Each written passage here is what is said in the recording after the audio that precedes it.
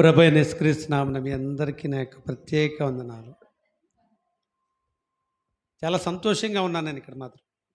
తల్లి చెప్పింది ఆత్మీయుల మధ్యలో, ఒక ఆత్మీయ కుటుంబం మధ్యలో నేను ఉన్నట్టు ఒక రక్త సంబంధుల మధ్యలో నేను ఈ జనాన్ని ఇక్కడ వచ్చానని నేను అనుకుంటున్నాను. ఎందుకంటే నిజంగా మరి కుమారి గారు నాకు చాలా కాలం నుంచి పరిచయం అయినప్పటికీ కూడా కలిసిన తక్కువ సందర్భాలు అయినా ఒక ఆత్మీయ సోదరిమణులాగా మేము మాట్లాడుకుంటున్నప్పుడు ఒక ఆత్మీయ కుటుంబంగా మాట్లాడుకుంటూ ఉంటాం. వారి యొక్క రక్త సంబంధులు బంధువులందరూ కూడా నాకు పరిచయం అనుకోండి. ఎందుకంటే మా బ్రాంగ్ గారి నుంచి వారి తాతగారు మొట్టమొదటిగా యొక్క సత్యాన్ని అంగీకరించి, ఆయన పేరేంటమ్మా, ప్రభుదాస్ గారు సత్యవాక్యాన్ని అంగీకరించి సపాతీయులుగా ఉంటూ, వారి తర్వాత ఇక వారి డేవిడ్ రాజు గారు, వారి సిస్టర్స్ అందరూ, అంటే ఇప్పుడు వరకు నాకు 3 తరాలు, వారు కూడా ఇంచుమించు ఒక 4 తరాల వరకు నుంచి ఒక దేవుని సత్యాన్ని అనుసరించి మా కుటుంబంలో ఎలాగైతే అబ్రహాం గారు ఏ రీతిగా సుమారుగా అబ్రహాం గారు దేవుని సంఘ విశ్వాసంలోకి వచ్చి 1930 నుంచి 1830 నుంచి ఇప్పటి వరకు కూడా 2025 అంటే ఇంచుమించు 95 సంవత్సరం, 86వ సంవత్సరం అంటే రేపు ప్రవేశిస్తుంది అన్నమాట. కాబట్టి అప్పటి నుంచి కూడా అబ్రహాం గారు యొక్క సత్యాన్ని అంగీకరించి, లేకపోతే అబ్రహాం గారితో సత్యవాక్యాన్ని అనుసరించిన వారిగా ప్రభుదాస్ గారు కుటుంబస్తులుగా వీరందరూ కూడా మనమందరం కూడా ఒక ఆత్మీయ సోదరులుగా ఉంటున్నాం. ఆత్మీయ కుటుంబముగా నడిపించడం అనేది నిజంగా మరి దేవుడు నిజంగా మరి ఇక సమయంలో దాసురాలు నిజంగా కొంచెం దుఃఖం, లేకపోతే కొంచెం బాధతో, ఎందుకంటే సత్యాన్ని పట్టుకున్న వాళ్ళ వాడు అంటే అంటున్నాడు దేవుని సంఘము, లేకపోతే మెస్సయ సంఘము, ఇవన్నీ కూడా సత్యమునకు స్తంభమును ఆధారముగా ఉంటున్నాయి. మరి చూస్తున్నప్పుడు ఏమాత్రం మనం భయపడవసరంలా. ఏమంటున్నాడు ఒక వాక్యంలో, చిన్నమందా భయపడకుడి, ఇలాంటిది అంటే మీదే ఇక దేవుని రాజ్యం. ఈ లోకంలో చూస్తున్నాం, విశాలమైన మార్గం కోసం ఎంతోమంది ప్రయాసపడుతున్నారు. ఆ విశాలమైన మార్గంలో నిజమైన సుఖము, సంతోషము లేదు, ఆత్మీయ సంతోషము, ఆత్మీయ ఆనందము లేదు. ఇప్పుడు నిజంగా ఈ యొక్క పండుగలు, ఈ యొక్క పర్ణశాల పండుగ గురించి తెలియపరుస్తున్నప్పుడు నెహెమ్యా గ్రంథకర్త ద్వారా జకర్యా గ్రంథంలో కానివ్వండి అనేక సందర్భాల్లో తెలియపరుస్తున్నప్పుడు వారికి ఏం కలిగిందంట?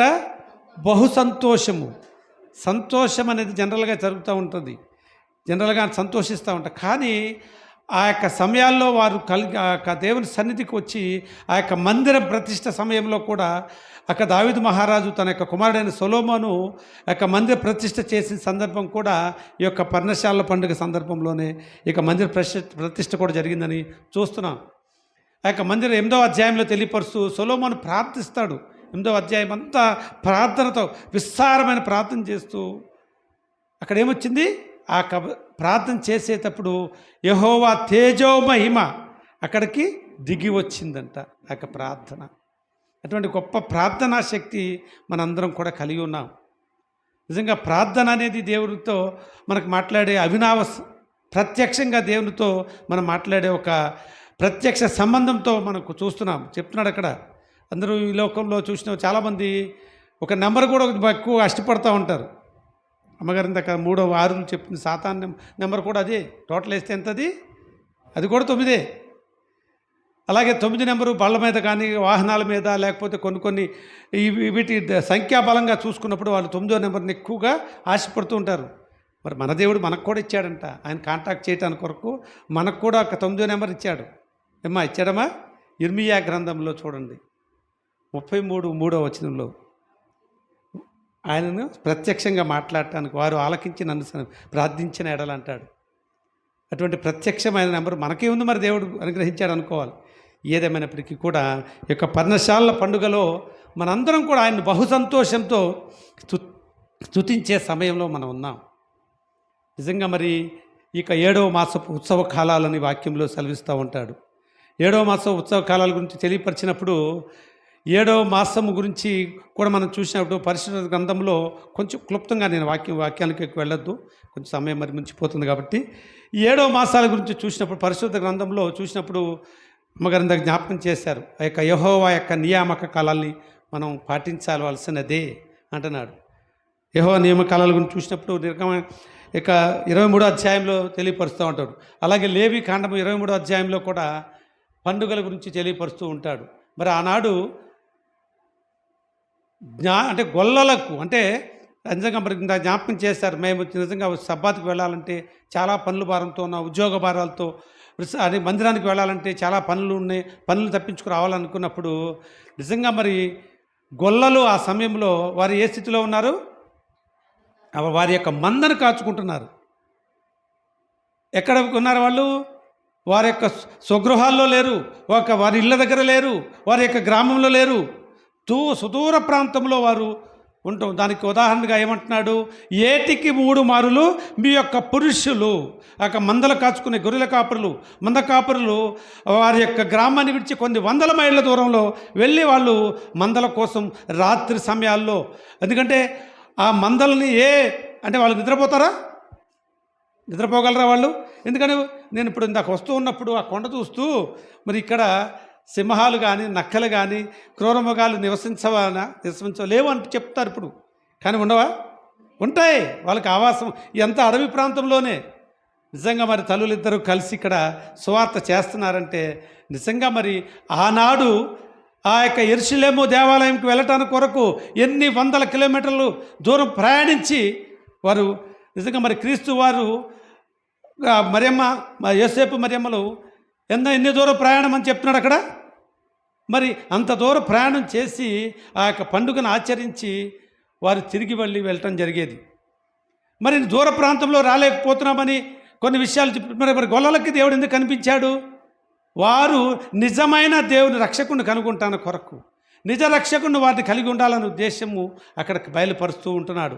మనం చూస్తున్నాం పరిశుద్ధ గ్రంథంలో కూడా ఈ యొక్క పర్ణశాల పండుగలో ఆ ఒలీవ మొక్కలు, అడవి ఒలీవ అని 2 మాటలు చెప్తూ ఉంటాడు. ఒలీవ అనే దాన్ని దేని గురించి సాదృశ్యంగా చూపిస్తున్నాడు? ఇశ్రాయేలీలు అంటే తన నమ్మిన బిడ్డలు. ఇప్పుడు మనం సబ్బాతీయులుగా, దేవుని సంఘ విశ్వాసులుగా, లేదా మెస్సయ్య సంఘ విశ్వాసులుగా, అంటే సబ్బాతు ఆచరించిన వారిగా, బైబిల్ సత్యాన్ని అనుసరించి చివరిగా మనందరం కూడా ఇక్కడ దేవుని సన్నిధిలో వస్తున్నాం. ఆనాడు ఇశ్రాయేల్ జనాంగం తన ప్రియకుమారులుగా, తన ప్రియబిడ్డలుగా ఎంచుకున్నప్పుడు వారు దేవుని విరోధంగానే జించినప్పుడు వారికి ఐగుప్తు దాస్యానికి అప్పగించి వాళ్ళని ఒక పనిష్మెంట్ ఇచ్చిన సందర్భంలో మళ్ళీ ఆయన వారి వైపు కరుణ వాత్సల్యము గలవాడు కాబట్టి వారిని అందరినీ మళ్ళీ తప్పించి 40 సంవత్సరాలు వారిని ఆ యొక్క దాస్యపు సంఖ్యల నుంచి విడుదల కలిగజేసి నిర్జన ప్రదేశాల్లో, అంటే ఇప్పుడు నేను వస్తున్నప్పుడు కారు వస్తున్నప్పుడు కొంత దూరం ఆ ఊరు దాటి ఇది వస్తున్నప్పుడు ఎలా ఉందంటే ఆ యొక్క ఇశ్రాయేల్ జనాంగాన్ని 40 సంవత్సరాలు ఏ రీతిగా నడిపి ఆ రోడ్డు ఒకటి కనిపిస్తుంది. రోడ్డు లేకపోతే ఇవి కూడా అదే తారు రోడ్లు వేసారు కాబట్టి రోడ్లు ఉన్నాయి. మరి మోసే ఆ రీతిగా నడిపించుకుంటూ వెళ్ళాడు అక్కడికి 40 సంవత్సరాలు. వారికి ఏ స్థలంలో ఉన్నారు అక్కడ? వాళ్ళకి ఏమైనా గృహాలు ఉన్నాయి అక్కడ? నిర్జన ప్రదేశము, అలాగే వన్యము అంటే అడవి ప్రాంతాలు, వాటన్నిటి మధ్యలో ఆయన ఏం చేశాడు? వారిని 40 సంవత్సరాలు గుడారాలు వేసుకుంటూ వారు ప్రయాణం చేశారంట. సనుగుకున్నారని ఎన్నో మోషేని సనుగుకుంటాం, తిట్టుకుంటాం, మాకేంటిది, మాకేం కర్మ ఇది అని రకరకాలుగా. మనం కూడా మన ఎంత దూరంలో ఉన్నాం? ఇక్కడ జీలుగుమల్లి ఆ ఆశీర్వాదపేట పరిసర ప్రాంతాల్లో, జీలుగుమల్లి పరిసర ప్రాంతాల్లో ఉన్నాం. అక్కడి నుంచి ఇక్కడ కనీసం మీకు ఒక 30 కిలోమీటర్లు వస్తుందేమో, 22. చూడు, ఇక్కడ రావటానికి కొరకు కూడా మనం ఆలోచిస్తున్నాం. నిజంగా వారు ఇరువురు మీరు ఇక్కడ ఉంటే స్త్రీలుగా నిజంగా మరి వారు నిజంగా నేను కూడా సరిపోను వాళ్ళ సేవకి. నేను చెప్తున్నాను ఇక్కడ నేను విస్తారంగా కొంచెం తిరుగుతున్నప్పటికీ కూడా వారు చేసే సేవ నిజంగా మరి అంతగా దేవునిలో అంకితమైపోయి వారి యొక్క కుటుంబాలను విడుకున్నారు. వారి యొక్క కుటుంబ వ్యవస్థ జీవితాన్ని కూడా వారు కాదనుకుని వారు ఎంత చక్కని సువార్త ప్రకటిస్తున్నారు. ఎందుకొరకు? అందరం కూడా దేవుని రాజ్యంలో మరి అక్కడ దేవుడు ఆలస్యం చేయటానికి కారణం కూడా అదే. ఏమంటున్నాడు ఇక్కడ? ఒలీవ మొక్కకు పోలుస్తున్నాడు, ఒలీవ మొక్కకు పోలుస్తున్నాడు. అంటే తన నమ్మిన బిడ్డలనేమో ఒలీవ మొక్కలుగా, తను తెలుసుకున్న బిడ్డలుగా ఉన్నవారిని ఒలీవ మొక్కలుగా, అడవి ఒలివ మొక్కలంటే అన్యజనులను గురించి తెలియపరుస్తున్నాడు. మరి ఈ పండుగ యొక్క గొప్ప పరమార్థము, గూఢార్థము అదే, ఆ యొక్క ఉద్దేశమే ఇందుట్లో ఉన్నది. మీరు మాత్రమే కాదు, మీ యొక్క కుటుంబం మాత్రమే కాదు, మీ సంఘము మాత్రమే కాదు, మీరు, మీ పొరుగువాడు, మీ సహోదరుడు, మీ దాసి జనము, అంటే ఈ లోకం అందరూ కూడా. అందుకే పరిశుద్ధ గ్రంథంలో మనం పరిశుద్ధ ఆలయంలో రాస్తూ ఉంటాం వాక్యంగా ఏమవుతున్నాడు, ఇది సర్వజనులకు ప్రార్థనా మందిరం అనబడును. కేవలము దానికోసం ఏర్పాటు చేసుకున్న సబ్బాతీయులకు మాత్రమే కాదు, లేకపోతే ఈ యొక్క కొరసగుడు సంఘ సభ్యులకు మాత్రమే కాదు, లేకపోతే జిలుగుమల్లి దేవుని సంఘ సేవకురాలు కుమారి గారు, సరోజ గారు, వారిద్దరితో సంబంధం కలిగి ఉన్న, ఆత్మీయ సంబంధంగా ఉన్న వారికి మాత్రమే కాదు ఈ యొక్క మందిరం అనేది. ఒక అన్యజనుడు ఆ రోడ్డు అమ్మట వెళ్తూ, ఆయా దేవుని మందిరం ముందు వెళ్ళి లోనికి వెళ్ళి ప్రార్థన చేసుకుని వస్తానని అంటే మనం కాదంటామా? దేవుని సేవకురాలు కాదంటారా? మనందరం కాదంటామా? కాబట్టి ఇది సర్వజనులకు ప్రార్థనా మందిరము. అందుకనే ఆ యొక్క ఒలివ మొక్కలను అడవి ఒలివ మొక్కలతో పోల్చాడు. అందరూ కూడా ఆయన సన్నిధిలో ఈ యొక్క పర్ణశాలల పండుగలు, అంటే లోకం అంతా ఆయనను అంగీకరించాలనే ఉద్దేశంతో ఆయన రాకడ ఆలస్యం అవట కారణం అదే. ఇంకా చూస్తున్నప్పుడు కన్యకల గురించి ఒక ఉపమానం తెలియపరుస్తున్నాడు దేవుడు వాక్యం ద్వారా. మన పరిశుద్ధుడైన మెస్సయ్య వారు తెలియపరుస్తున్నాడు. ఏమంటున్నాడు? 10 మంది కన్యకలు సిద్ధపాటు కలిగిన వారిగా చూపిస్తున్నారు. ముందు 10 మంది కన్యకలు రాకడ ఏ సమయంలో వస్తుంది అని తెలియనప్పుడు చెప్తున్నాడు కదా. రాకడ గురించి కూడా ఒక దొంగవలే మధ్యరాత్రిలో అందరూ సిద్ధపాటు, అంటే అందరూ పడుకున్నప్పుడు ఏ రీతిగా దొంగ వచ్చి మన యొక్క గృహాల్లో దొంగిలించడానికి ప్రయత్నం చేస్తాడో ఆ రీతిగా ఆయన రాకడ ఉంటుంది అంటున్నాడు. దానికి సాదృశ్యంగా కూడా ఈ యొక్క పర్ణశాల పండుగను చూపిస్తున్నాడు. అక్కడ రాకడ సమయం వచ్చినప్పుడు 10 మంది కన్యకలు పడుకుని ఉన్నారు. వాళ్ళు ఆయన రావటం జరిగినప్పుడు ఏం చేశారు? వీళ్ళు 10 మంది కూడా లేచారు. 10 మంది లేచారు, లేవటం మాత్రం. అయితే 5 కన్యకలు మాత్రమే వారి యొక్క దివిటీలలో వెలిగించారు. మిగతా 5 దివిటీలు వెలిగించలేని స్థితిలో ఉన్నారు. ఎందుకని? వారిట్లో నూనె లేకపోయింది, అంటే సిద్ధపాటు లేకుండా పోయింది. ఆత్మీయ సిద్ధపాటు లేకపోయింది. శరీరము అయితే సిద్ధం కలిగి ఉంది, కానీ వారి యొక్క ఆత్మీయ సిద్ధపాటు కలిగి లేదు. ఆ రీతిగానే లోకం ఉన్నది అని ఆయన ఆలస్యం చేస్తున్నాడు రాకడను. ఇంకా మారు మనసు పొందవలసిన వారుగా ఉన్నారు, సిద్ధపడవలసిన వారిగా ఉన్నారు. కాబట్టి ఆ యొక్క సిద్ధపాటు కొరకు మనం ఆయన రాకడని ఇంకా ఆలస్యం చేస్తున్నాడు. ఆ యొక్క గొప్ప మర్మయుతమైన ఉద్దేశం కలిగి ఉన్న యొక్క పండుగ కూడా. ఎందుకంటే ఆయన రాకడకు సిద్ధపడి ఆయన లోకంలో 1000 ఏళ్ల పరిపాలన చేయటానికి కొరకు ఆయన వస్తున్నాడు. ఆ యొక్క పరిపాలన కొరకు మనందరం కూడా నీతిమంతులుగా తీర్చబడాలని సాతానుని చెరలో బంధిస్తానికి ఆయన ముందుగా ఆయన దూతలతో వస్తున్నాడని కూడా వాక్యం ద్వారా సెలవిస్తున్నాడు. 2 తిరగలు విసరుదురు, ఒకరేమవుతారు? కొనిపోబడుతున్నారు, ఒకరు విడువబడుతున్నారు.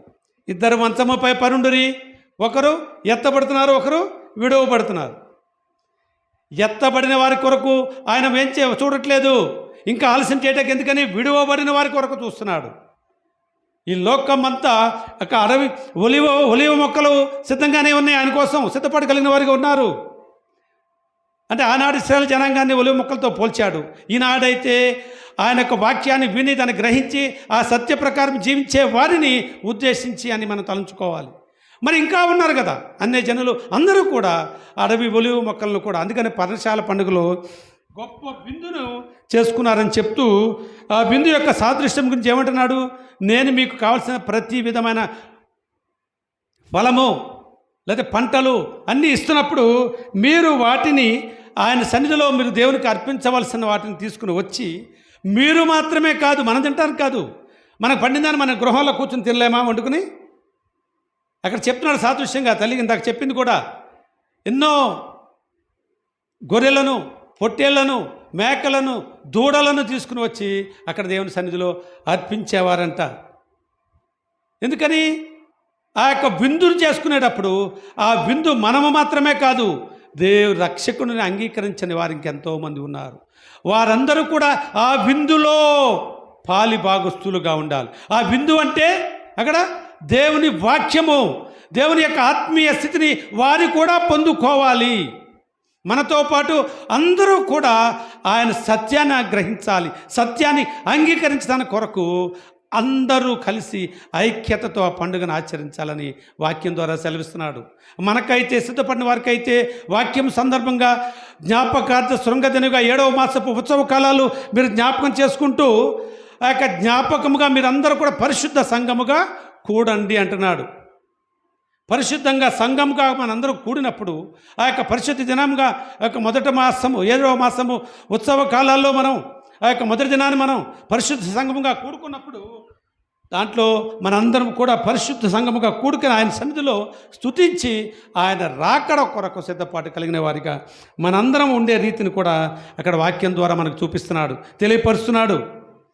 మీరందరూ శుద్ధపడి కూడుకొని 7వ మాసం 10వ దినములో మీ లోకంలో మీరు ఇంకా గత సంవత్సర కాలం నుంచి ఈ యొక్క సంవత్సరం పర్ణశాల పండుగ సమయానికి మీలో ఇంకా ఏమైనా సాతాను సంబంధమైన బంధకాల్లో మీరు ఉన్నారేమో అని తెలియపరుస్తూ ఈ యొక్క పండుగ యొక్క సాదృశ్యము మెస్సయ్య రాకడను కూడా రెండవదిగా చూపిస్తూ మనం ఒక సాతాను సంబంధమైన బంధకాల్లో మనం ఇంకా ఇరుక్కుపోయి సాతాను బంధకాల్లో బంధించబడి ఉన్నట్లయితే మన కొరకు ఆయన తండ్రి దగ్గర మాట ఇచ్చాడు. ఆయన మాట ఇచ్చి నేను ఈ నా బిడ్డలను నేను మార్చుకుంటాను, వారి కొరకు నేను బలి చేస్తాను, నా రక్తాన్ని చిందిస్తాను, నేను మరణాన్ని సైతము సహిస్తానని చెప్పి మన కొరకు ఆయన మాట ఇచ్చి ఆయన చనిపోయి లోక రక్షకుడుగా మన కొరకు ఈ లోకానికి వచ్చాడు. కాబట్టి ఆయన యొక్క జన్మదినము సాదృష్టముగా ఆ రీతిగానే మనందరినీ మార్చుకుంటాను కొరకు ఆయన 1000 ఏళ్ల పరిపాలనలో రెండవ రాకడగా వస్తున్నాడు.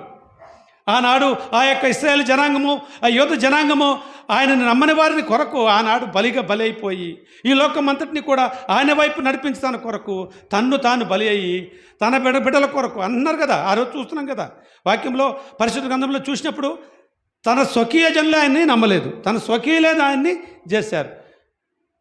తండ్రి వీరేమి చేయుచున్నారో వీరు ఎరుగరు కనుక వీరి క్షమించుడు అంటున్నాడు. క్షమాగుణం, పాప ప్రోక్షణ కలిగిన హృదయం ఆయన కలిగిన వాడుగా మన అందరినీ కూడా నిత్యరాజ్యంలోకి హక్కుదారులుగా చేయటానికి వరకు తనే బలియాగమయ్యాడు. కాబట్టి ఆ యొక్క రక్షకుడిని, ఆ యొక్క మెస్సయ్యని మనం జ్ఞాపకం చేసుకుంటాను కొరకు ఈ పండుగ దినాల ద్వారా మరి ఈ సమయంలో, అదే సమయంలో ఏమంటున్నాడు, ఇంకా తన స్వకీయ జనమైన ఆనాడు ఇశ్రాయేలీలు, ఈనాడైతే సత్యాన్ని అంగీకరించిన వారికి కాకుండా ఇంకా ఉన్నారు లోకంలో, వారందరూ కూడా అడవి ఒలివ మొక్కల వలెవరు ఉన్నారు. కాబట్టి వారందరూ కూడా ఆయన సన్నిధిలోకి వచ్చి వారందరూ కూడా ఆ ఆత్మీయ విందులో ఆత్మీయ ఆహారాన్ని వారు భుజించినప్పుడు ఆనాడు ఇశ్రాయేలు జనాంగము ఆ యొక్క ఐగుప్తు దాస్యం నుంచి బయటకు వెళ్ళినప్పుడు వారికి ఏమైనా కొదువు కలిగించాడు ఆయన?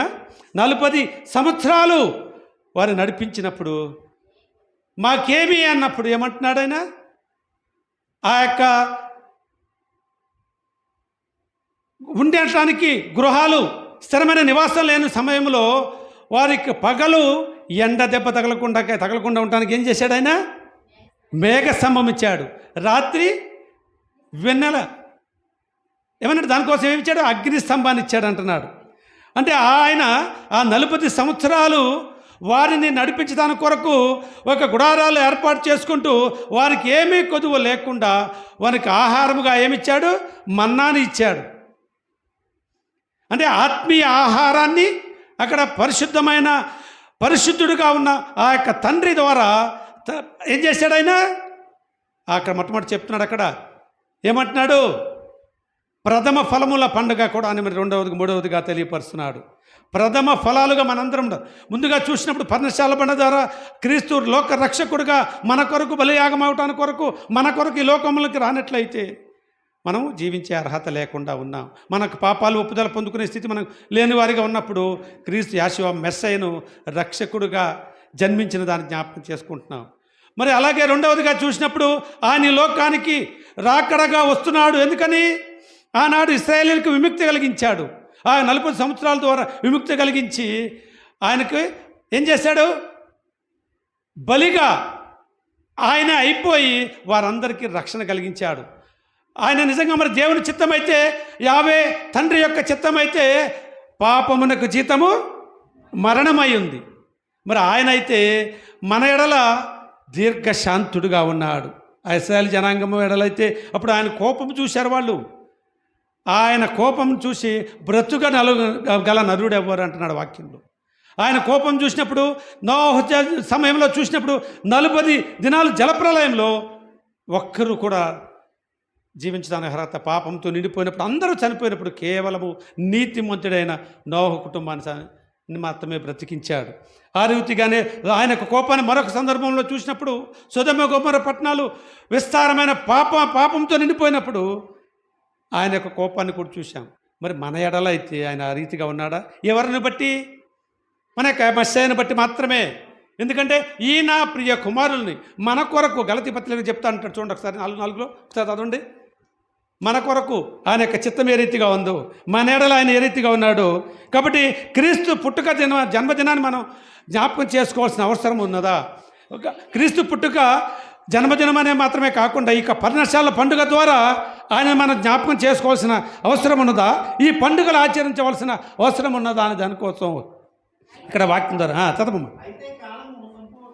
అయితే కాలము పరిపూర్ణమైనప్పుడు దేవుడు తన కుమారుని పంపెను. హల్లెలూయా. అక్కడ ఆ సమయంలో చూడు ఏమైందమ్మా, ఇశ్రాయేలీలు ఇంకా వారి దేవుని మాట పెడచెవిని పెట్టి ఇంకా చూస్తూనే ఉన్నారు. కాలము పరిపూర్ణమైపోయింది. అప్పుడు ఆయన కోపము రగులు కొనగా సృష్టిని అంతటినీ కూడా లేకుండా చేసినప్పుడు ఆయన ఎంత ఏమన్నాడంటే, దేవుడి గురించి చెప్తున్నాడు అక్కడ. నవ సమయంలో 40 దినాలు జలప్రలయం వచ్చినప్పుడు సృష్టి యావత్తు తుడిచివేయబడినప్పుడు ఆయన సంతాపపడ్డాడు అంటున్నాడు. నిజంగా ఆయన సంతాపపడ్డాడు, కన్నీరు విడిచాడు.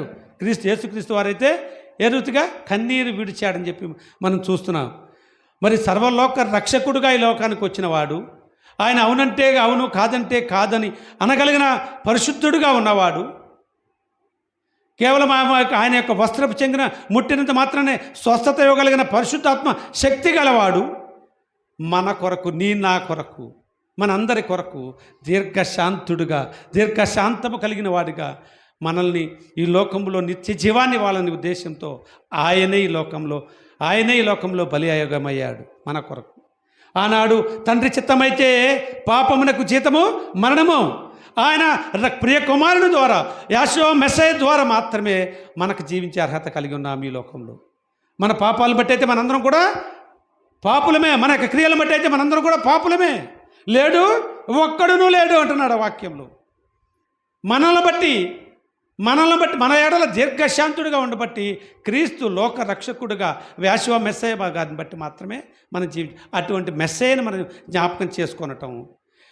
ఏమన్నాడు? ఆయన జ్ఞాపకం చేసుకోవడానికి ఆయన చనిపోయినప్పటికీ కూడా ఆయన జన్మదినాన్ని జ్ఞాపకం చేసుకుంటూ చనిపోయి కూడా మన కొరకు ఇప్పుడు ఏమంటున్నాడు ఆయన? నేను తిరిగి రాకడగా వస్తాను, మిమ్మల్ని అందరూ ఆయన తండ్రి దగ్గర మాట ఇచ్చుకుని వచ్చాడు ఆయన. ఈ నా ప్రియ సహోదరులను నేను మార్చుకుంటాను. ఆనాడు నీ యొక్క కోపాన్ని బట్టి వాళ్ళందరూ తుడిచివేశావు, ఇక వీళ్ళు కూడా నా మాట కూడా వింటలేదు, వీళ్ళు నన్ను చంపేశారు, నాకు సొకీలే, ఇశ్రాయేలు జనాంగమే నన్ను చంపారు కాబట్టి దేవా నేను దీన్ని ఓర్చుకోలేను, వీళ్ళు కూడా తుడిచివేసాయి. ఆయన చిత్తానికి అప్పగించలా. వారికి బదులుగా నా ప్రాణాన్ని అర్పిస్తున్నా. బలియాగమయ్యాడు ఆయన. బలియాగమయ్యి తండ్రి దగ్గర ఏమాట తీసుకున్నాడు. అప్పుడు తండ్రి ఏం చేశాడు? ఈ నా బిడ్డలకు, ఈ నా ప్రియ కుమారులు నీవు రక్షించుకుంటానంటున్నావు కాబట్టి, నీవు వారి కొరకు రక్తం చిందించావు కాబట్టి తండ్రి యొక్క చిత్తమేమైంది?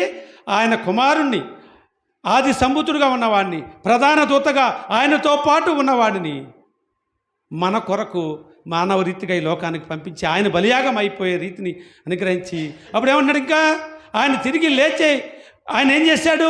యేసుక్రీస్తు వారు అనేక మంది శిష్యులను, ముఖ్యంగా 12 మంది శిష్యులు మనం చూస్తున్నాం. అనేక మందికి మీరు సర్వ సృష్టికి సువార్తను ప్రకటించమంటున్నాడు. ప్రకటించడం ద్వారా అనేక మంది, మన ఇండియాకైతే తోమా గారు వచ్చారని చెప్పి తెలియపరుస్తున్నారు. మన భారతదేశానికి అపోస్తలుడైన తోమా గారు వచ్చి ఆయనకు సువార్తను ప్రకటించారని చెప్తున్నారు.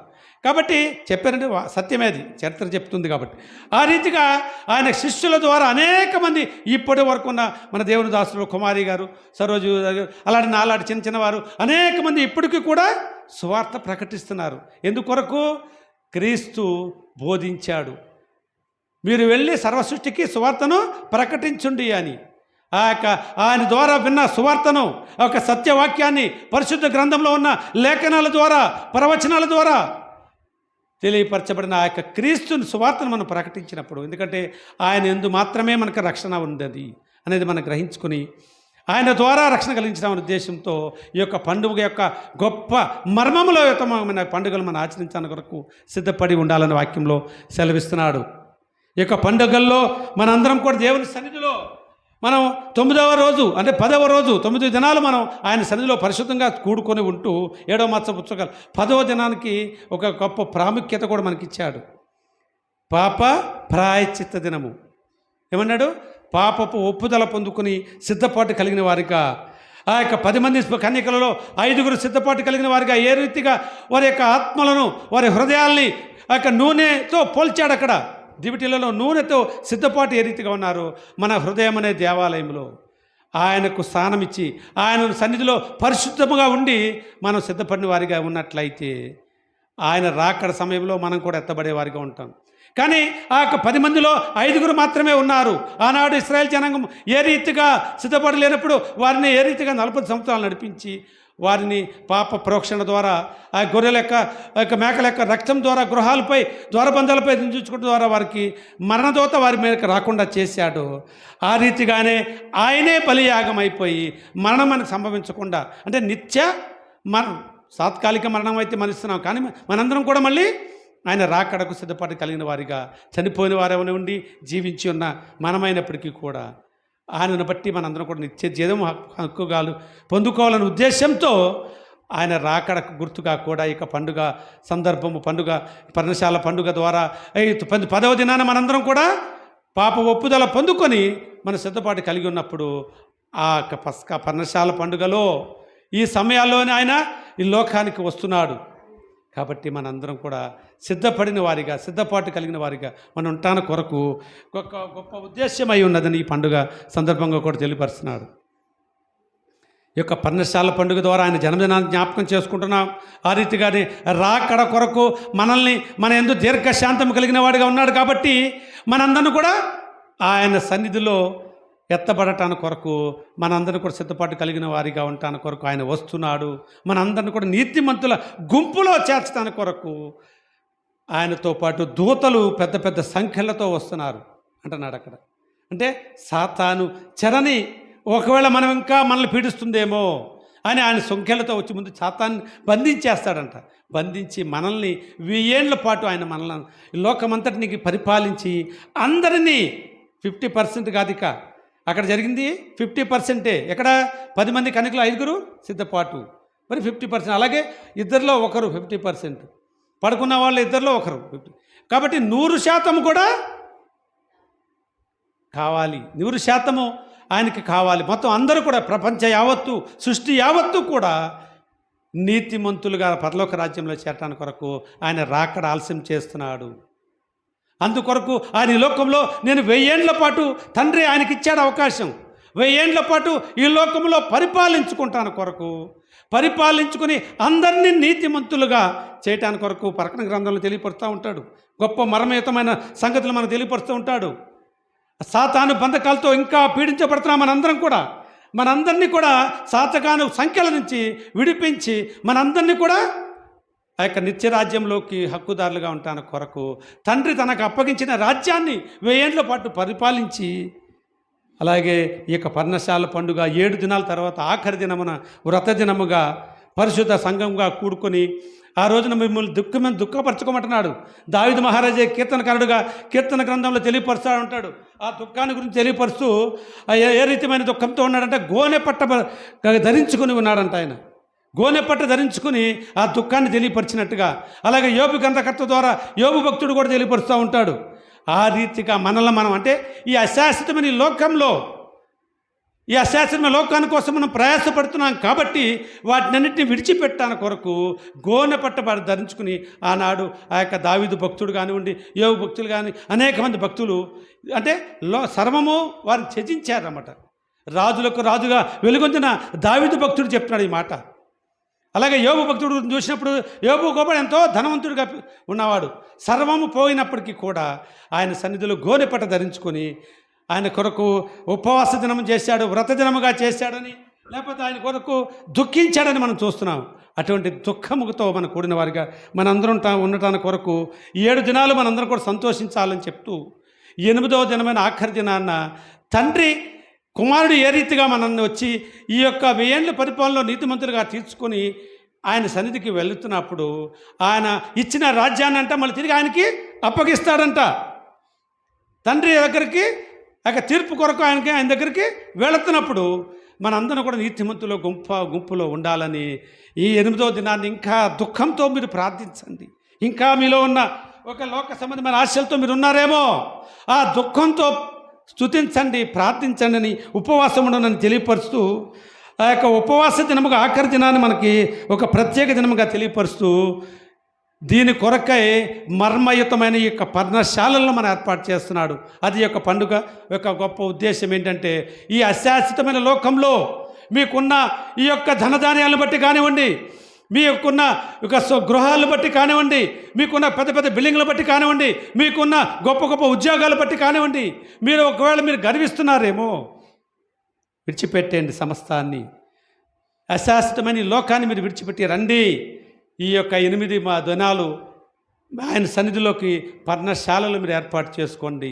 ఆ యొక్క ఆకులతో, చెట్ల ఆకులతో, కొమ్మలతో పర్ణశాలలు మీరు ఏర్పాటు చేసుకుని ఈ అశాశ్వతమైన వాటిని విడిచి, ఎందుకంటే తాత్కాలికమైన గుడారము అంటే ఈ యొక్క అశాశ్వతమైన ఈ తాత్కాలికమైన మన శరీరం కోసం మీరు ప్రాకులాడుతున్నారు కాబట్టి శాశ్వతమైన గృహాల్లో మీ కొరకు నేను స్థలాలు సిద్ధపరచడానికి తండ్రి దగ్గర నేను ఉన్నాను.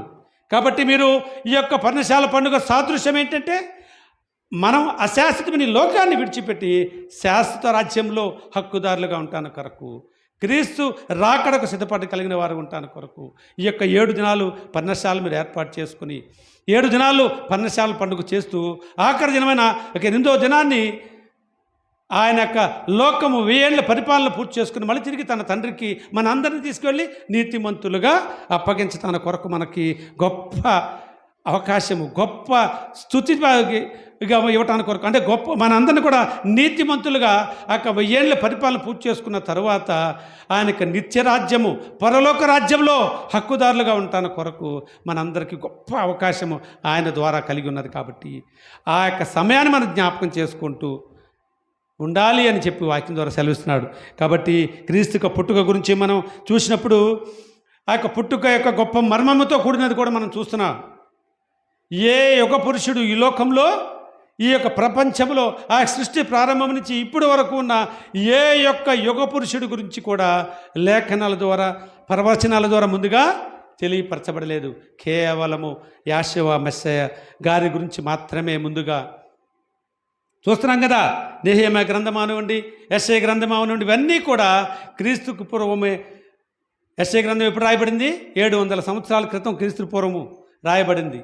దానికి ముందు ఏమన్నాడు? యెషయా మొద్దు నుంచి వేరు చిగురు, అంటే నశించిపోయిన మనందరి నుంచి, నశించి పాపమునకు దాస్యత్వముగా ఉన్న మనందరం కూడా ఆనాడు ఇశ్రాయేల్ జనాంగం అయితే ఐగుప్తు దాస్యం నుంచి తన ప్రేమించిన బిడ్డలను ఆయన మోషే ద్వారా, తన భక్తుడైన ప్రవక్తలైన మోషే, యెహోషువ, అహరోను, వీళ్ళందరూ అటువంటి భక్తుల ద్వారా ఆయన నడిపించాడు. మనల్ని అయితే ఏమంటున్నాడు ఆయన? మన ఎడల దీర్ఘశాంతము గలవాడిగా ఉన్నాడు కాబట్టి మనమే దేనికి దానస్తులుగా ఉన్నాం? పాపమునకు దాసత్వములో ఉన్నాం. ఆనాడు ఐగుప్తు చెరలో, ఐగుప్తు దాస్యత్వంలో ఉన్న ఇశ్రాయేల్ జనాంగాన్ని అయితే మన ఎడల అయితే ఏమంటున్నాడు ఆయన? పాపమునకు దాసులుగా ఉన్నవారు మీ కొరకు యాషోవా మెస్సయ్య గారు మన కొరకు ఈ లోకానికి వచ్చి మన యొక్క పాపపు దాస్య విముక్తి కలిగించడానికి కొరకు, ఆయన మనల్ని సిద్ధపరచడానికి కొరకు ఆయన యొక్క గొప్ప పుట్టుక యొక్క గొప్ప మర్మయుతమైన ఆ జన్మదినమని యాషోవా మెస్సయ్యని మర్మ పురుషుడిగా, యుగ పురుషుడిగా పిలువబడుతున్నాడు. ఆయన గురించి మాత్రమే ఈ యొక్క సృష్టిలో అనేక మంది దూతలుగాను, లేకపోతే దేవుళ్ళుగాను, కోటాను కోట్ల దేవుళ్ళుగా పిలుచుకుంటున్న ఎవరి గురించి కూడా ముందుగా లిఖించబడింది మన ఎక్కడ లేదు. కేవలము యాషోవా మెస్సయ్య గారిని గురించి మాత్రమే తెలియపడుతుంది. అటువంటి ప్రధాన ఆది సంభూతుడుగా అంటున్నాడు, ప్రధాన దూతగా అంటున్నాడు ఆయన గురించి. మెల్కీసెదెకు క్రమములో ముందుగానే రాజుగా ఆయన ఉన్నాడని చెప్పి తెలియపరుస్తున్నాడు. పేతురు రాసిన మొదటి పత్రిక 3వ అధ్యాయంలో తెలియపరుస్తాడు. ఏమన్నాడంటే మనల్ని కూడా ఆయన ఏమంటున్నాడు, మన ఎడల ఆయన ఎంత గొప్ప కృప కనికరం కలిగి ఉన్నాడంటే కేవలము చెప్తాడు, సామెతల గ్రంథంలో చెప్తూ ఉంటాడు. ఆయన కంటే 8వ అధ్యాయం అనుకుంటా, ఆయన కంటే కేవలము దూతల కంటే కొంచెం తక్కువ అనిగా చూశాడంట మనల్ని. మన సృష్టిని ఏ రకంగా చూపించాడంట, ఆయన రూపాన్ని ఇచ్చాడని చెప్తున్నాడు. ఆయన యొక్క జీవవాయుని ఊదగా నరుడు ఏమయ్యాడు, జీవాత్మ అని అంటున్నాడు. తనకంటే కొంచెము, దూతల కంటే కొంచెము తక్కువ వారిగా సృష్టించాడు ఆయన. అంటే అంత ప్రేమ మనల ఎడల కలిగి ఉన్నాడు. కానీ అటువంటి నరుడైన, అటువంటి ప్రేమ కలిగిన క్రీస్తును, లేదా ప్రేమ కలిగిన తండ్రిని విడిచి ఆనాడు పాపంలో పడిపోయాము మనం. సర్పం యుక్తి చేత ఆనాడు ఆదాము హవ్వలు మొదటి ఆదాముగా పుట్టిన ఆ యొక్క ఆదాము హవ్వల ద్వారా మనం పాపంలో పడిపోయినప్పుడు నిజంగా మరి ఎంత స్త్రీలకు ఎంత భాగ్యము ఇచ్చాడు దేవుడు చూసినప్పుడు. స్త్రీ ద్వారా పాపము ఈ లోకంలో ఏలుబడి చేయబడుతుంది అంటున్నాడు. స్త్రీ ద్వారా పాపము ఈ లోకానికి వచ్చింది అంటున్నాడు. ఆదాము చెప్తాడు అక్కడ 3వ అధ్యాయం అనుకుంటా, నీవిచ్చిన ఆ యొక్క ఏమన్నాడు, నీవిచ్చిన ఆ యొక్క స్త్రీ వల్లేగా నేను పడిపోయాను అంటున్నాడు. పురుషులు మనం చక్కగా తప్పించుకుంటాం కదా. ఏమన్నాడు, నీవిచ్చిన ఆ స్త్రీ వల్లేగా అంట.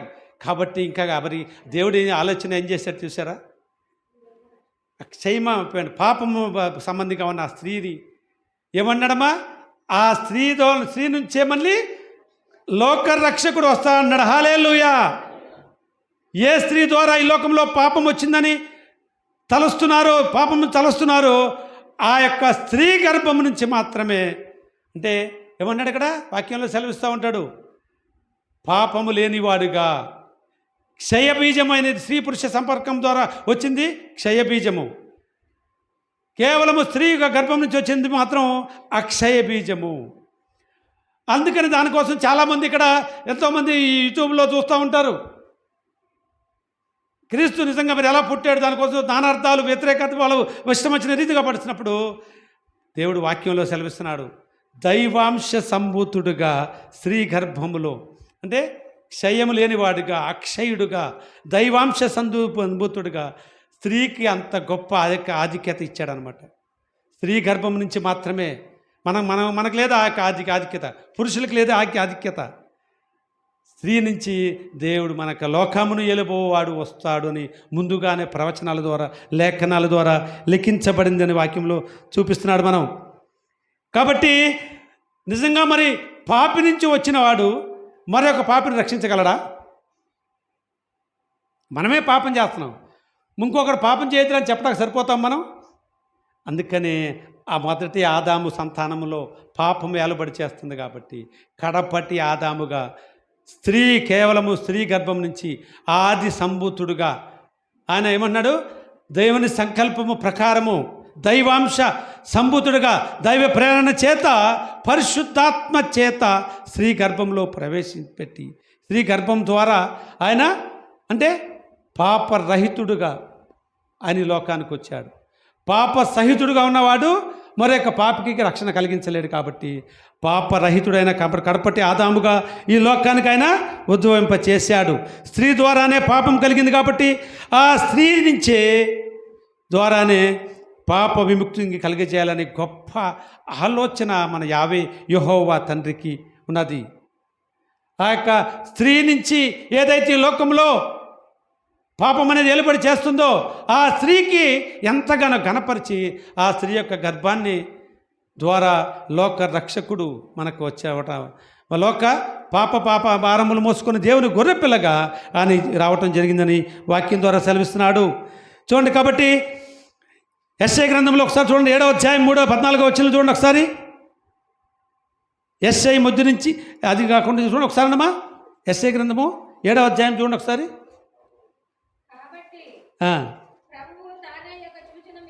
హల్లెలూయా. ప్రభువు తానే యొక్క సూచన మీకు తెలియపరచుచున్నాడు. ఆలకించుడి. కన్యక గర్భవతి అయి కుమారుని, కన్యక అంటే పాప రహితురాలు, పురుష సంపర్కం లేకుండా వచ్చిన యొక్క క్షయమైన బీజం నుంచి కాకుండా అక్షయమైన బీజం నుంచి వచ్చిన ఆ యొక్క స్త్రీ నుంచి ఏమన్నాడు ఇక్కడ? కాబట్టి చదవనమ్మా. చూపును ఆలకించుడి. కన్యక గర్భవతి అయి కుమారుని అతనికి ఇమ్మానుయేలు. హల్లెలూయా. కన్యక గర్భవతి అయి కుమారుని కన్నప్పుడు ఆయనకి ఏమంటాడు? ఇమ్మానుయేలు అంటే దేవుడు మనకు తోడుగా ఉంటాడు. ఆ యొక్క కన్యక గర్భం నుంచి వచ్చిన ప్రియ రక్షకుడు ద్వారా, యాషవా మెస్సయ్య ద్వారా మనకు దేవుడు యావే యెహోవా తండ్రి మనకు తోడుగా ఉంటాడు అనేది వాక్యం ద్వారా మనం గ్రహించుకోవాలని వాక్యం ద్వారా సెలవిస్తున్నాడు. పాపరహితుడి నుంచి సహితుడి నుంచి పాపరహితుడు రాలేడు కాబట్టి పాపరహితుడుగా కన్యక గర్భం నుంచి ఆయనే తోడుగా ఉండి తండ్రి తోడుగా ఉన్నాడు మనకి. ఆ తండ్రి ఆయన సన్నిధిలో యాషవా మెస్సయ్యని మనం ఎప్పుడైతే నమ్ముతామో, ఆయన ద్వారా రక్షణ పొందుకుంటామో, దేవుడు మనకు తోడుగా ఉన్నాడు అని వాక్యం ద్వారా సెలవిస్తున్నాడు. అటువంటి గొప్ప సమయంలో మనందరం ఈ పండుగ ఆరాధనలో మనందరం ఉన్నాం. ఈ యొక్క పండుగ, పర్ణశాల పండుగ 5వ దినంలో మనం ఉన్నాం ఈరోజు. కాబట్టి ఈ యొక్క పండుగ యొక్క గొప్ప మర్మయుతమైన ఉద్దేశంతో మనం దేవుని సన్నిధిని, దేవుని స్తుతించడానికి కొరకు, మనందరం కూడా దేవుని ఆరాధించడానికి కొరకు ఆయత్తపడేవారిగా ఉండాలి అని యొక్క పర్ణశాల పండుగ యొక్క గొప్ప ఉద్దేశాన్ని, ఎందుకంటే ఈ అశాశ్వతమైన మన యొక్క లోకాశలతో కూడిన, లోకేచ్ఛలతో కూడిన ఈ యొక్క దేహాలని విడిచి ఆయన సన్నిధిలో మీరు పర్ణశాలలో ఏర్పాటు చేసుకుని ఆ పండుగను మీరు ఆరాధించాలి అని వాక్యం ద్వారా సెలవిస్తున్నాడు. ఒలివ మొక్కల వలె మీరు అందరినీ కూడా మీతో పాటు 60 ఒలివ మొక్కలుగా ఉన్న దేవుని వెడగని వారిగా ఉన్న అన్యజనులను అని ఏమంటున్నాడు వాక్యంలో? ఆయన సన్నిధికు ఏ రీతిగా రావాలని 23వ లేవి కాండంలో చెప్తా ఉంటప్పుడు, మీకు కలిగిన దాన్ని దేవుని సన్నిధికి తీసుకుని వస్తూ, మీరు మాత్రమే కాదు, మీ యొక్క సహోదరుడు, మీ రక్త సంబంధి, ఇంకా ఏమంటున్నాడు? నీ యొక్క గృహములో ఉన్న దాసీ జనాంగము, అన్యజనుడు అంటే నీవు ఎవరైతే విరోధంతో కూడా, నీ విరోధుని సహితము ఆ సమయంలో లోకమంతా కూడా కలిసి ఆ పండుగ ఆచరించినప్పుడు, ఆ యొక్క మర్మయుతమైన పండుగలో మీరు అందరూ చేరినప్పుడు, ఆ యొక్క ప్రథమ ఫలము పండుగ కూడా అని మనం ఈ వాక్యం ద్వారా కూడా చూస్తున్నాం. ఈ పని ప్రథమ ఫలముగా మనందరినీ కూడా ప్రథమ ఫలాలుగా ఉండాలనుకుంటున్నాడు ఆయన. ఆనాడు ప్రథమ ఫలముగా ఏ రీతిగా అయితే అక్కడ క్రీస్తు వారు అబ్రహాము కుమారుని ద్వారా, అబ్రహాముకి లేక పుట్టిన కుమారుని బలి ఇవ్వమన్నాడు. అక్కడ అయినప్పుడు బలి ఇవ్వటానికి కొరకు ఆయన సిద్ధపడి తీసుకుని మొరియా పర్వతం మీదకి వెళ్ళినప్పుడు అవన్నాడు, అబ్రహామా ఆగు, నీకు కలిగిన ఒక్కగానొక్క కుమారుని నాకు బలి ఇవ్వటానికి సిద్ధపడినప్పుడు, ఇదిగో గొర్రె పొలాన్ని చెట్ల పాదు నుంచి తీసుకుని వచ్చాడు. అది ఎవరమ్మది? ఆయనే యేసుక్రీస్తు వారికి సాదృష్టం. ఆనాడు అబ్రహాముకి ఏ రీతిగా తన కుమారుని బలి ఇవ్వకుండా మన కొరకు బలియాగముగా, అంటే తన కుమారునికి అబ్రహాము సంతానం నుంచే ఈ యొక్క లోక రక్షకుడు వస్తాడని చెప్పాడు. ఇస్సాకు సంతానం వలనే వేలును ఉండునదే నీ సంతానం అనబడిన వాగ్దానం ఇచ్చాడు. మరి అబ్రహాము కుమారుని బలి అవ్వకుండా ఉండటానికి కొరకు ఆ యొక్క ప్రధాన సంభూతుడుగా, ఆది సంభూతుడుగా, ప్రధాన దూతగా ఉన్న క్రీస్తు యాషవా మెస్సయ్య వారు ఆ రోజున బలియాగం అయ్యాడు. మన కొరకు అయితే ఆయన లోక మానవుడిగా, లోక రక్షకుడుగా, మనిషి అవతారిగా, రక్త మాంసాలు గలవాడిగా ఆయనే ఈ లోకంలో 30 సంవత్సరాలు ఆయన మానవ రీతిగా పెరిగి మన కొరకు ఆయన 3.5 సంవత్సరాలు సువార్త చేసి మనందరినీ కూడా ఆయన వైపు నడిపించడానికి కొరకు అనేక మంది సువార్థికులను, అనేక మంది ద్వారా సువార్త ప్రకటింప చేయడానికి సిద్ధపరిచి ఆయన మన కొరకు, మన పాపాల కొరకు ఆనాడు అబ్రహాము కుమారుడుగా ఏ రీతిగా బలియాగం అవటానికి సిద్ధపడ్డాడు, ఈనాడు తండ్రి మన కొరకు, మనందరి కొరకు ఆయనే బలియాగం అయ్యాడు. అటువంటి లోక రక్షకుడిని మనం, ఎందుకంటే అబ్రహాము సంతానం నుంచి పుట్టాడని చెప్తున్నాడు. అలాగే చెప్తున్నాడు అబ్రహాం సంతానం నుంచి ఈ బబులోను కొనిపోబడిన సంవత్సరం చూసినప్పుడు 14 తరాలు చూపిస్తున్నాడు. ఆ రీతిగా బబులోను నుంచి దావీదు కొరకు చూసినప్పుడు 14 తరాలు, తర్వాత యాషవా మెస్సయ్య వచ్చేవాడికి 4 తరాలు చూపిస్తున్నాడు. దావీదు ఏమన్నాడు? ముందుగానే వాగ్దానం చేశాడు, నీ యొక్క సంతానాన్ని, అబ్రహాముకి సంతానం లేను 100 ఏళ్ల వాడిగా ఉన్నప్పుడు కూడా సంతానం లేనప్పుడు అబ్రహామును దుఃఖించవద్దు, నీ సంతానమును నేను ఏమన్నాడు ఆయన? నీ సంతానాన్ని విశాలపరుస్తానంటున్నాడు. ఆ రీతిగానే ఇసుక రేణి వలె నీ సంతానాన్ని నేను వర్ధిల్లింపజేస్తానని దేవుడికి వాగ్దానం. నీ సంతానం నుంచే లోకమును ఏలబోవాడు అంటున్నాడు. అబ్రాహాము వంశావళి నుంచే తీసుకుని వచ్చాడు, ఇస్సాకు వంశావళి నుంచే వచ్చాడని చెప్పి చూపిస్తున్నాడు. కాబట్టి దావీదు కుమారుడుగా అని చెప్పి మరొక చోట మనం చూపిస్తున్నాడు. యెషై మొద్దు నుంచి చిగురుగా ఆయన వచ్చాడని చెప్పి మనం యెషయా గ్రంథం 11వ అధ్యాయంలో తెలియపరుస్తున్నాడు. కాబట్టి ఆ రీతిగా మన కొరకు ఆయనను దేవుడు మన కొరకు ఆయన సృష్టించాడు. లోక రక్షకుడు మన కొరకు ఈ లోకానికి వచ్చాడు. కాబట్టి ఆయన నందు మాత్రమే ఆయన యొక్క పర్ణశాల పండుగ ద్వారా ఆయన యొక్క గొప్ప ఉద్దేశాన్ని తండ్రి మనకిచ్చిన ఏమన్నాడు, ప్రభువు మీకు ఒక సూచన ఇస్తున్నానంటున్నాడు. తండ్రి ప్రభు అంటే అక్కడ తెలియపరిచింది ఎవరమ్మా? తండ్రి మనకు ఒక సూచన ఇచ్చాడు. ఆయననే కన్యక గర్భవతి అయి కుమారుని కనును అంటున్నాడు.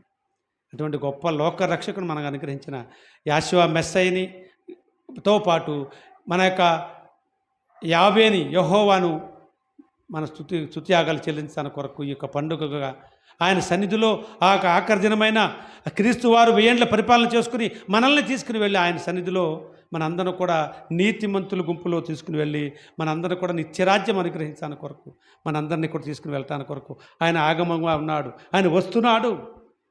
ఈ క్షణంలోనే రావచ్చేమో. కాబట్టి మనందరం కూడా సిద్ధపాటు కలిగిన హృదయాలు కలిగి ఆ యొక్క పర్ణశాలలో ఈ అశాశ్వతమైన ఈ వీటిని విడిచిపెట్టి శాశ్వతమైన యొక్క నిత్యరాజ్యం కొరకు మనల్ని మనకు ఈ కొద్ది దినాలు అన్నీ విడిచిపెట్టేసి దేవుని సన్నిధిలో రమ్మంటున్నాడు. ఈ పండుగ సమయాల్లో మనం ఆయన సన్నిధిలో స్తుతియాగాలు చెల్లించుకుంటాను కొరకు దేవుడికి మనకిచ్చిన వాటిని సకల సంపదలు సౌభాగ్యము ఇవన్నీ ఇస్తున్నప్పుడు మనం ఏం చేస్తాం? దేవుడు దావీదు మహారాజు ఒక చోట చెప్తాడు. ఏమంటాడు? అయ్యా నాకు విస్తారమైన సంపద ఇచ్చావనుకో, నాకు ఎక్కువ నాకంటే మించిన సంపద ఇచ్చినావనుకో ఇచ్చాడానికి అని ఎంతో ధనవంతుడిగా ఉన్నాడు. మరి ఆయన దావీదు మహారాజు ఆ మాట అనాలా? మనకేదన్నా ఉందనుకో ఏముందిలే ఈరోజు మనం వెళ్ళిపోతే ఏముందిలే, ఎందుకంటే మనకు అన్నీ ఉన్నాయి. అన్నీ ఉన్నవాడికి దేవుడు కూడా నా దగ్గరికి వస్తాడు. ఒక సేవకుడు ఫోన్ చేసి అయ్యా ఈరోజు రాత్రి ప్రార్థన పెడదాం, ఒక 500 ఇచ్చి పంపుతాను, లేదా 1000 రూపాయలు ఇచ్చి పంపుతాను ఏందో అంటాడు. కానీ అది కాదు ఆయన అడిగింది. దావీదు మహారాజుకి ఏంటి? ఏం తక్కువ కొదువా? ఆయన ఏమంటున్నాడు? ఇంతగా నన్ను హెచ్చించుటకు నేనే పాటి వాడినయ్యా.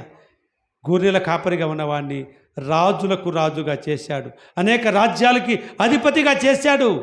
దావీదు సమయంలో అంట వెండిని గురించి తెలియపరిచినప్పుడు, వెండి అంట మనకి ఇప్పుడు రోడ్డు పక్కన రాళ్ళు ఎలా రీతిగా ఉండేవో ఆ రీతిగా ఎంచబడాయి అంట. అప్పుడు అది అంతగా హెచ్చించబడ్డాడు. కానీ ఆయన ఏమంటున్నాడు? దినమెల్లా నీ సన్నిధిలో ఉండటమే నాకు. ఎవరైనా ఆ సాక్ష్యం చెప్పగలమా? మనం అనగలమా?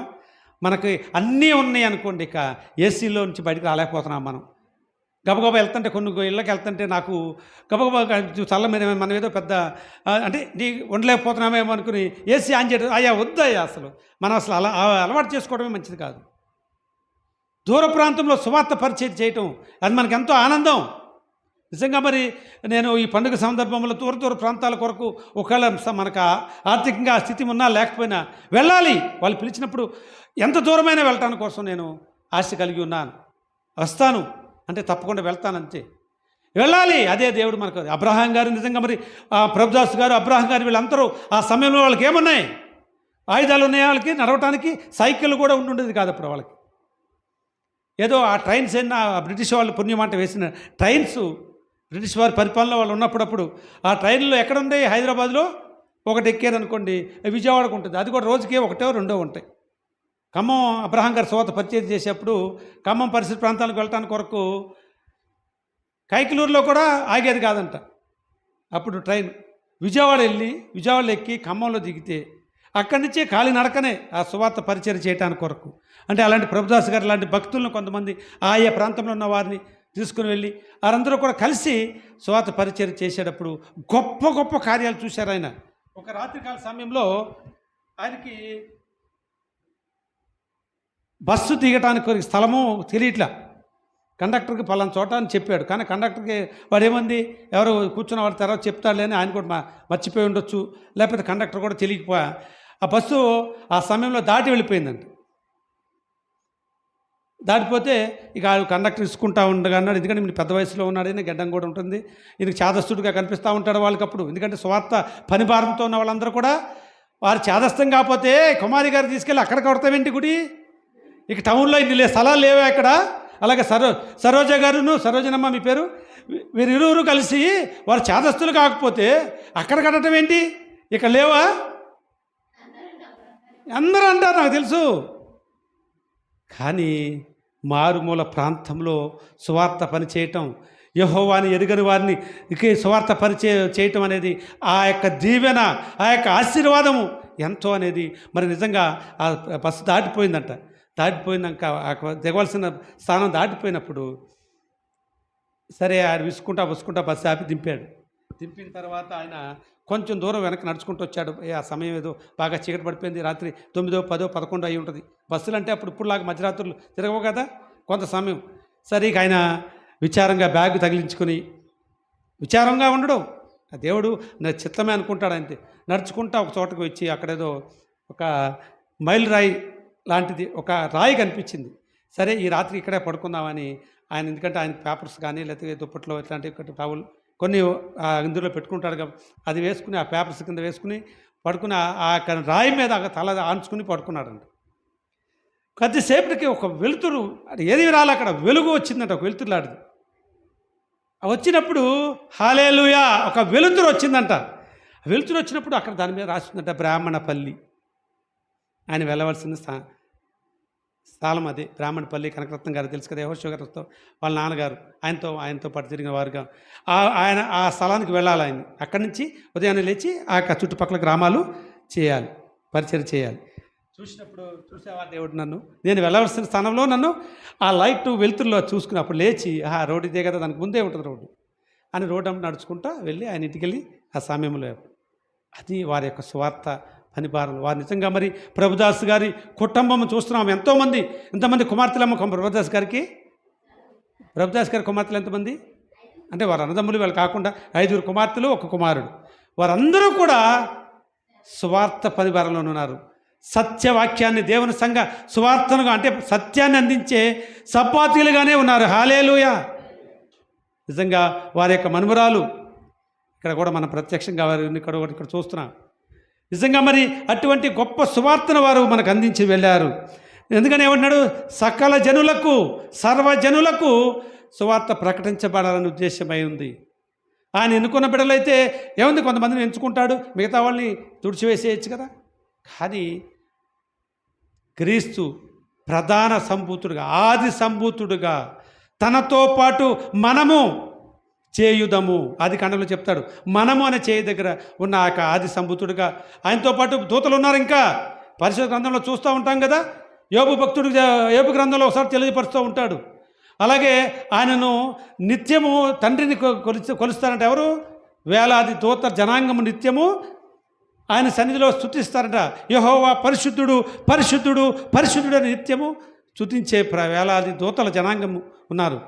అక్కడ యోబు గ్రంథంలో తెలియపరుస్తూ ఉంటాడు. ఒక చోట దేవదూతలందరూ కలిసి ఒక మీటింగ్ పెట్టుకునే సమయం అంటున్నాడు అక్కడ కలిగిందని. మరి అటువంటి దూతల్లో ప్రధాన దూతగా ఉన్నవాడే మన రక్షకుడు అంటున్నాడు. అంటే ఆయన ఇప్పుడు చూస్తున్నాం మనం, ఆయనతో పాటు దూతలు కొంతమంది ఆయన కంటే తండ్రి కంటే హెచ్చుగా ఊహించుకున్నారు, హెచ్చువారిగా ఉండాలని త్రోయబడ్డారు. అదే సాతాను అని మనం చూస్తున్నాం. కాబట్టి యేషువ మెస్సయ్య మాత్రము ప్రధాన దూతగా ఉన్నవాడే, ఆది సంభూతుడుగా ఉన్నవాడే, ఆయనతో పాటు ఉన్నవాడు. ఆయన ఎంతో తగ్గించుకొని తండ్రి ఆజ్ఞ ప్రకారము, తండ్రి చిత్త ప్రకారము ఆయన దగ్గర ఉన్నాడు కాబట్టి, తన్ను తాను తగ్గించుకున్నవాడుగా ఉన్నాడు కాబట్టి లోక రక్షకుడుగా ఆయనను భూమిపైకి ఆయన పంపించాడు. కాబట్టి అటువంటి గొప్ప మర్మమోదితమైన ఉద్దేశంతో కలిగిన మనం ఏం చేస్తున్నాం ఇప్పుడు?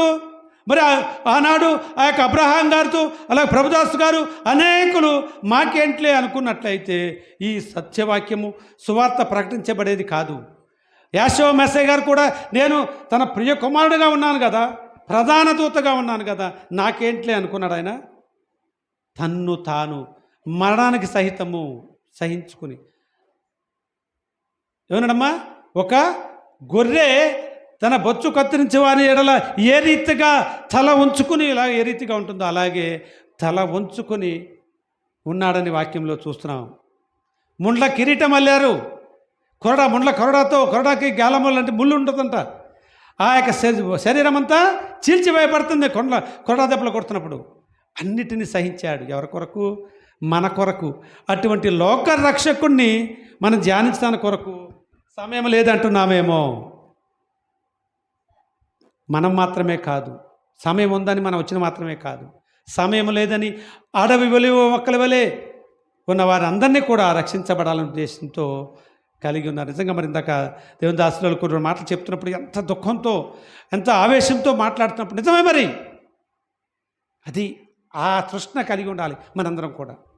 తృష్ణ అంటే మన హృదయంలో మనం మాత్రమే వెలిగించబడాలనుకోకూడదు.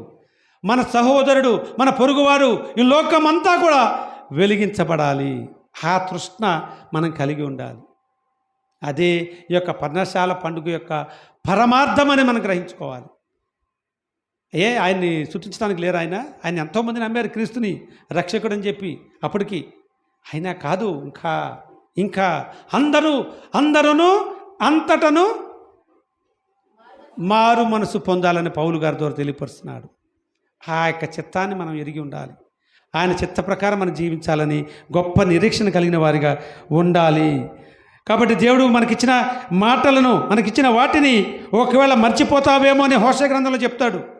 మనకు అన్నీ ఇస్తున్నాడు దేవుడు, కానీ మనం మర్చిపోతామేమో అని సంవత్సరంకి ఒకసారి మీరు జ్ఞాపకం చేసుకుంటాను కొరకు మీకున్న వాటిని విడిచిపెట్టి రండి ఆయన సన్నిధిలో.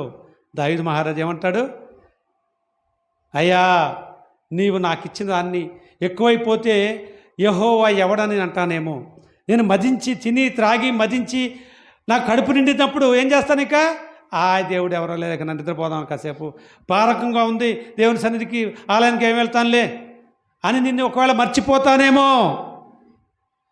అలా అని నాకు పేదవాడిగా నన్ను ఉంచినట్లయితే నిన్ను నేను దూషిస్తానేమో. కాబట్టి నాకు కావలసిన ఆహారాన్ని నాకు దినము అనుగ్రహించయ్యా అంటున్నాడు. అది మరి అందుకని ఇక్కడ పర్ణశాల పండుగ యొక్క గొప్ప ఉద్దేశం కూడా అదే ఉందంట. సకల సంపదలు సౌభాగ్యము ఉన్నప్పుడు మనం యొక్క అతిశయం ఉంటుంది. అన్నీ మనకు నిండుగా ఉన్నప్పుడు ఏం చేస్తాం? మనం దేవుడిని మర్చిపోయే అవకాశం మనకు ఉంటుంది. కాబట్టి మనకు హృదయం అప్పుడేమొస్తున్నాడు? మన హృదయం కఠినంగా తయారైపోతుంది. మన హృదయ కాఠిన్యాన్ని బట్టి ఆయన్ని మర్చిపోతాం, ఆయన సన్నిధిలోకి రాలేకపోతాము. సామెత గ్రంథంలో 30వ అధ్యాయంలో తెలియపరుస్తూ ఉంటాడు. కాబట్టి దేవుడు మనకిచ్చిన వాటిని, ఆయన ఇచ్చిననే కలిగేది మనకి. సమస్తము ఆయనవే. ఆయన ఇవ్వకుండా ఈ లోకంలో మనకి ఏది కలగదు. ఆయన ఇచ్చిన వాడినే మనం మర్చిపోతున్నాం ఇక. కాబట్టి దేవుడు మనకిచ్చిన వాటిని మరచి ఆయన్ని మర్చిపోతావేమని సంవత్సరంకి ఒకసారి ఈ పండుగ ద్వారా మనల్ని జ్ఞాపకం చేసుకోమని దేవుడు మనకి హెచ్చరిక చేస్తున్నాడు. ఈ పండుగల యొక్క గొప్ప ఉద్దేశం కలిగి ఉండాలి. కానీ వాక్యాన్ని విని దాన్ని గ్రహించాలి. ఆ రీతిగా చెప్తున్నాడు కదా, ఉపమానం రీతిగా ముండ్ల పొదలో పడిన విత్తనం వలె, రాతి నేలను పడిన విత్తనం వలె మనం ఉండవద్దు. మంచి నేలను పడిన విత్తనం వలె దాన్ని విని గ్రహించి దాని ప్రకారం జీవించినప్పుడు తప్పకుండా దేవుడు మన కొరకు మేలులు సిద్ధపరిచానది దావీదు మహారాజు ద్వారా చెప్తున్నాడు. మనం అడగకుండానే మనకు అన్ని మేలులు ఆయన సిద్ధపరిచిన దేవుడిగా ఉన్నాడు. కాబట్టి ఆ యొక్క గుడారాల్లో మనం నివసించడానికి కొరకు చూడండి, మన యెషయా గ్రంథంలో చూస్తున్నాం. మనం నశించిపోయిన వారిగా ఉన్నప్పుడు, మోడుబారిన వారిగా ఉన్నప్పుడు, పాపముతో నిండిపోయి పాపపు చెరలో మనం బంధించబడి ఉన్నప్పుడు ఆయన యెషయా ముద్దు చిగురుగా వచ్చాడంటున్నారు, వేరు చిగురుగా వచ్చాడంటున్నారు. ప్రియ రక్షకుడిని మన కొరకు, అంటే ఆయన మనం పడిపోయిన వారిని, నశించిపోయిన వారి కొరకు వెతకి రక్షించడానికి కొరకు ఆయన ఈ లోకానికి వచ్చాడనేది కూడా మనం జ్ఞాపకం చేసుకుని ఉండాలని చెప్తున్నాడు. మనల గురించి అయితే ఆయన చెప్తా ఉంటాడు. పేతురు రాసిన పత్రిక 3వ అధ్యాయంలో మనందరం కూడా ఆయన రాజులకు రాజుగా వస్తాడని చెప్పి మనందరినీ ఆయన కాళ్ళ దగ్గర కూర్చోమని పరిచర్య ఏమంటాడు అక్కడ ఆయన? పస్కా పండుగ గొప్ప మర్మం ఏంటి? నేను పరిచారం చేయటానికి రాలేదు, మీకు పరిచర్య చేయడానికి వచ్చానంటున్నాడు. అందుకనే పేతురు రాసిన మొదటి పత్రిక 3వ అధ్యాయంలో చెప్తాడు, ఆయన ఎవరమ్మా? ప్రధాన యాజకుడిగా ఈ లోకానికి వచ్చాడు. ఆయన రాజుగా ఈ లోకానికి వస్తున్నాడు అంటున్నారు. ఈ లోకముని ఏలబోవాడుగా ఆయన సృష్టించానని చెప్పి పరిశుద్ధ గ్రంథంలో తెలియపరుస్తున్నాడు.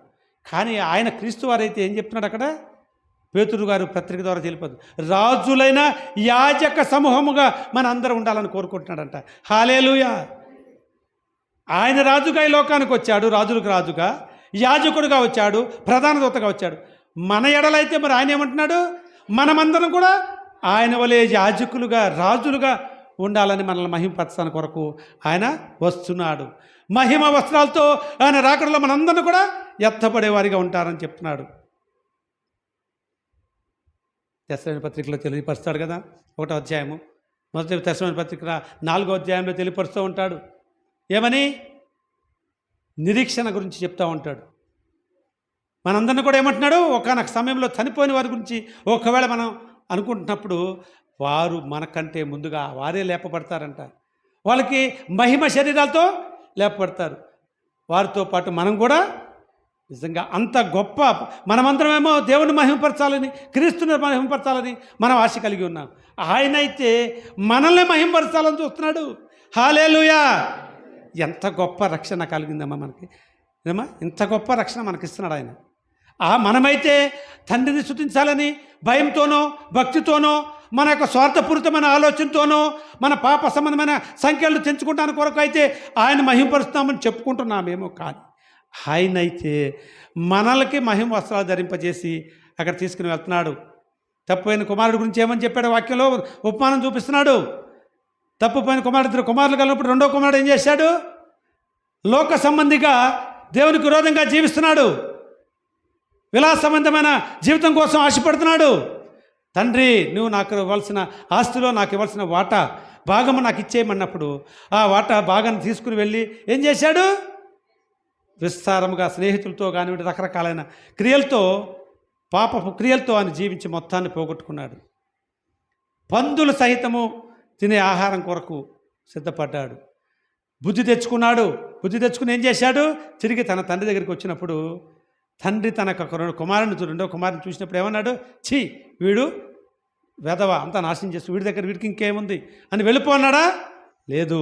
అదే మనక లోకరక్షకుడు మన ఎడల కలిగి ఉన్న గొప్ప ప్రేమ. ఏం చేశాడు? దానికి నూతన వస్త్రాలను రప్పించాడంట. నూతన వస్త్రాలు, అదే మహిమ వస్త్రాలు రప్పించి తన కుమారుడికి తొడిగి తన ఇంట్లోకి స్వాతంత్రంగా తీసుకుని వెళ్ళాడు. హల్లెలూయా. ఆ రీతిగా మన లోక రక్షకుడు మనకు మహిమ వస్త్రాలు ధరింప చేయాలనుకుంటున్నాడు. మనల్ని మహిమపరచాలనుకుంటున్నాడు. రాజులైన యాజక సమూహముగా మనం పోలుస్తున్నాడు. ఆయనకున్న మహిమను మనం పొందుకోవాలని చూస్తున్నాడు. ఆ మహిమను పొందుకోవడానికి కొరకు ఈ యొక్క పర్ణశాలల పండుగలో, పర్ణశాల యొక్క గొప్ప ఉద్దేశాన్ని, మర్మయుతమైన పర్ణశాల పండుగ ఉద్దేశాన్ని మనందరం కలిగి ఆయన సన్నిధిలో స్తుతించేవారిగా ఉండాలి. ఆయనను వెతికేవారిగా మనం ఉండాలి. ఇదే ఈ పర్ణశాల పండుగ యొక్క గొప్ప ఉద్దేశమై ఉన్నది. దయచేసి సమయం ఎక్కువైపోయిందేమో, దయచేసి. కాబట్టి నిజంగా మరి మీ యొక్క కుమారి గారు, సరోజ గారు, ఇరువురు నిజంగా మరి ఇక్కడ నేను విన్నాను. ఇక్కడికి వచ్చి ఇప్పుడు ఈరోజు ప్రత్యక్షంగా చూస్తున్నా. నిజంగా వారి ప్రయాసను వృధా కానివద్దు. వారి ప్రయాస అంటే మనందరం కూడా వారి వల్లనే మనం కూడా ప్రయాసపడుతున్నాం, మన బిడ్డల కోసం, మన కుటుంబాల కోసం. వారు దేవుని ఒక ఆత్మీయ వాక్కును మీకు అందించాలనే ఉద్దేశంతో వారి లోకాశలన్నింటినీ విడిచిపెట్టి, లోక సంబంధమైన క్రియలన్నింటినీ త్యజించుకొని, వారి యొక్క శరీరాశలు, లోకాశలు, కుటుంబాశ పక్షమైన ఉన్న ఆశలు అన్నిటినీ కూడా విడిచిపెట్టి మన కొరకు, అంటే దేవుని సువార్తను ప్రకటించడానికి కొరకు, అనేకులకు రక్షణ భాగ్యాన్ని కలగటానికి కొరకు ఈ అటవీ ప్రాంతమైన ఈ మారుమూల ప్రాంతంలో వారు చేస్తున్న ప్రయాసను వృధా కాకుండా చేయండి. వృధా కాకుండా చేయటానికి కొరకు దేవుడు వారిని, వారి ఇరువురిని, వారి సంఘాన్ని, వారి కుటుంబాలని అందరినీ కూడా దేవుడు దీవించాలి. అనేకలకు ఏమన్నాడు? సర్వజనులకు ఇది ప్రార్థనా మందిరం. సర్వజనులు ఇందులో అంటే ఎంతోమంది ఇంకా తెలియని వారు ఉన్నారు. ఆ రీతిగా తండ్రి రక్షకుడు, లోక రక్షకుడు ఎందుకైతే సువార్తను ప్రకటించాలనుకుంటున్నాడో వారి యొక్క అభిప్రాయం కూడా ఆయన ఏ రీతిగా మనల్ని మహింపరుస్తున్నాడో, మనల్ని యాజకులుగా చేయాలనుకుంటున్నాడు. మనందరూ కూడా ఆలోచన కూడా అదే. మనం కూడా అదే ఆలోచన కలిగి ఉన్నాం. కాకపోతే క్రియలుగా దేవుడు ఎన్నుకొనమని వారిగా కొద్దిమంది మాత్రం ఉంటున్నారు. అలాని మేము ఏదో సువార్త ప్రకటిస్తున్నామని చెప్పి అనుకుంటున్నారేమో. మీరు ఏమంటున్నాడు? దేవుడు వాక్యాన్ని అనుసరించడానికి మీరు బోధకులు, అనేకులు బోధకులు కాకుండుడి అంటున్నాడు. మేము బోధించాలంటే ముందుగా మాకే ముందు శిక్ష ఇస్తుందంట. మాకు వీళ్ళు విశ్వాసులకైతే ఒకటేనంట తీర్పు, మాకైతే 2 తీర్పులు. సువార్త అంత క్లిష్టమైనది, అంత భారమైనది అయినప్పటికీ కూడా ఆ భారతమైన సువార్త కోసం వారు ప్రయాసపడుతున్నారు. అనేక మందిని రక్షించే భాగ్యాన్ని ఈరోజు ఏదో కొద్దిగా ఉన్నారు కానీ మీ దగ్గరికి వస్తారు, బాగా వస్తారు, నాకు తెలుసు. పండుగలప్పుడు వాటిలప్పుడు ఏదో ఒక రూపేణ చక్కగా సువార్త ప్రకటింపజేస్తున్నారు. వస్తారు, ఇంక ముందు కాలంలో వస్తారు. మీరు ఏమీ నిరాశపడవద్దు. దేవుని నిజంగా మరి ఈ సమయంలో దేవుని రాకడ వచ్చిందంటే మా అందరికంటే ముందు మీరిద్దరు ఉంటారు ఆ దాంట్లో. మీతో పాటు మేము కూడా ఉంటామంటున్నాను నేను. మా అందరికంటే అన్నాను, మేము కూడా ఉంటాం. అదే నిరీక్షణ. యేసుక్రీస్తు వారు నిరీక్షణ లేని ఇతరుల వారి మీరు ఉండవద్దు అంటున్నాడు. నమ్ముట నీ వలనైతే నమ్మువానికి సమస్తము సాధ్యమే. హల్లెలూయా. అటువంటి గొప్ప విశ్వాసం మనం కలిగి ఉండాలని మన యొక్క ప్రధాన యాజకుడిగా, లోక రక్షకుడిగా ఈ యొక్క పండుగ యొక్క మర్మయుతమైన ముఖ్యంగా పండుగ ఉద్దేశాలు ఏంటమ్మా? పర్ణశాల పండుగలో ఆయనకు జన్మదినాన్ని రాకడని జ్ఞాపకం చేసుకుంటాం. ప్రథమ ఫలముగా మనందరం కూడా ఆయన ప్రథమ ఫలముగా లోకానికి వచ్చాడు. మనలో కూడా ప్రథమ ఫలముగా ఉండాలని ఆశ కలిగి ఉన్నాడు. కాబట్టి ప్రథమ ఫలం పండుగ కూడా మనం ఆచరించాలంటున్నాడు. దాంతోపాటు ఆఖరి దినమైన ఆ యొక్క తండ్రి తన రాజ్యాన్ని, మనకిచ్చిన రాజ్యాన్ని మనందరినీ పెట్టుకుని ఆయనకు అప్పగిస్తాడంట. ఆయన సన్నిధిలో నీతిమంతుల గుంపులో మనందరిని కూడా తీసుకుని వెళ్ళి ఆయనకు అప్పగించి తీర్పు సమయాన్ని మనందరం కూడా ఆ యొక్క పరలోక రాజ్యంలో, ఆకలి దప్పులు లేని రాజ్యంలో ఉంటారు. ఆ సమయాన్ని కూడా ఇంకా ఎవరైతే దేవునికి విరోధంగా సాతాను క్రియలతో జీవిస్తున్నారో వారందరూ కూడా అగ్నిగుండకంలో పడవేస్తానంటున్నాడు. దాని కొరకే, అగ్నిగంధకములో పడకుండా ఉంటాను కొరకే యాషవ మెస్సయ్య గారి యొక్క ప్రయాస. ఆయన మరణాన్ని సహించాడు, మన కొరకు వస్తున్నాడు, 1000 ఏళ్ల పరిపాలన కొరకు. ఎందుకని?